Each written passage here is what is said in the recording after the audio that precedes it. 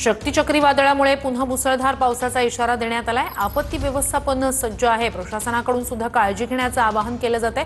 मच्छीमारांनाही मासेमारीसाठी समुद्रात न जाण्याचं आवाहन यंत्रणांनी केलंय।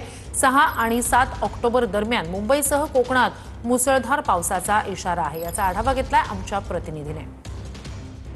अरबी समुद्रात शक्ती नावाचं चक्रीवादळ जे आहे ते घोंघावताना पाहायला मिळतं आहे आणि हे चक्रीवादळ सध्या पश्चिमेच्या दिशेने सरकत आहे। रत्नागिरी जिल्ह्यासह किनारपट्टीवरील सर्व जिल्ह्यांना यामुळे खबरदारीचे निर्देश या ठिकाणी दिलेले पाहायला मिळत आहेत। सध्या तरी या वादळाचा कुठलाच परिणाम जो आहे तो कोकण किनारपट्टीवरती जाणवत नाहीये आणि पुढचे 2 दिवस अशाच पद्धतीने समुद्रामध्ये वादळ सदृश परिस्थिती राहणार आहे आणि त्याचा परिणाम जो आहे तो किनारपट्टी भागात जाणवेल असा अंदाज वर्तवण्यात येतो आहे। मात्र सध्या तरी या वादळाचा कुठलाच परिणाम जो आहे तो किनारपट्टी भागात या ठिकाणी जाणवत नाहीये। मात्र या वादळाचा परिणाम जो आहे तो खोल समुद्रामध्ये या ठिकाणी पाहायला मिळणार आहे। कॅमेरामन समित गजनेसह मी मनोज देले, TV9 मराठी, रत्नागिरी।